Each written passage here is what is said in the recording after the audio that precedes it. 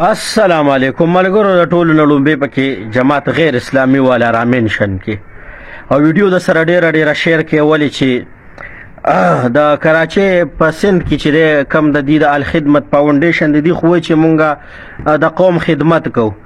آیا زه به تاسو سره نن دا یو ویډیو د الخدمت فاونډیشن والا شریکوم چې دا د قوم خدمت دی یا دا د قوم نه غلا کول دي یا دا د قوم مال خوړل دي نو په دې باندې با اغي خپل لګرای مرا کیو تاسو په خپل رائے ټول ملګری کمنټ کې نو راځي لاول چې دا ویډیو کلیپ در سره ګوره پس د هغینا ان شاء الله مزید کلی خبره ورته بیان کو ये देखिए भाई जमात के कारकुनान खाल चुराते हुए मेरे घर के आगे से ये अलखिदमत का रिक्शा आप देख सकते हैं। ये अलखिदमत का सरगर्म कारकुन उतरा, ये खाल में दरवाजे से चुराई है इसने। सेक्टर 11B 814 ये बड़े मजे से लेके जा रहा है भाई। बच्ची कह भी रही है बेटा खाल ना लेके जाओ, जमाती हो कुछ तो ख्याल करो, दाढ़ी का ख्याल करो, लेकिन ये जवान खाल ले गया। ډېر د افسوس مقام دی پوه شولې دغه کور والا ترې نه په خپله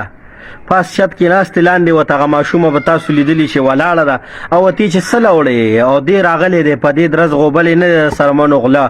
پوه شولې دي یو خواته وایي مونږ اسلام راولو بل ورځ وایي چې یاره که پی ډي ایم د اسلام دپاره دغه کوي خو ورسره ودرېږم نو نه به نه مخکې هم چې دی په صوبه کې حکومت و د عمران خان نو هغې اسلام راوسته سراج له لاوس اتحاد کړو پوه شولې ډېر د افسوس مقام دی جماعتیانو د خدای خاطرو کې د سرمنې خو به م نور کله اغشتې خو خیر دی خو دا پټولې په ړومبي ځل لیدل فرعون ډېر ظالم سړی خو کله یې هم د سرمنو غلا نه وه کړې نو جماعتیانو د خدای او د رسول نه ویریږئ یو خواته چې دی نو مذهبي ټچ استعمالوي ځان ته چې دی نو یو قسم لسم بزرګان هم جوړ کړي نور خو منځ کې خو مونږ ته هم خو پته ده او دا خلک هم در باندې اوس ورو خبرېږي چې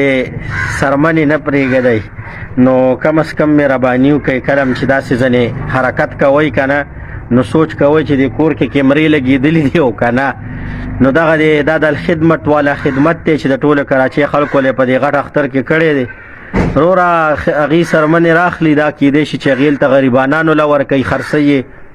دا د غریب سړي حق دی دا د دغو حق نه دی او دا وروره ورځي او بې تپوسه ماشومه تی چې موړه کیدی شي دی خپل نوکر له ورکوله هغه به ورسره کال دغلته کې تېر کړي او وروره د سراج لاله زمریان ورغلي دي او وروره هغه سرمنې ایسته پټه کړې ده تختولې ده نو مهرباني وکړې الخدمت فاونډیشن والا غلاګانې مه کوئ خیر دی څوک دله درکوي هغه وړی چې څوک نه درکوي نو غلا پکې کم از کم ښه شی نه دی او د دې غل سزا که جماعت اسلامي والا په حقیقت کې اسلام غواړي چې د ده نه اوس دا لاس کټ کي او دا ویډیو د سره ډېره شیر کړي ستاسو ورور بلال اجازت غواړم د الله په امان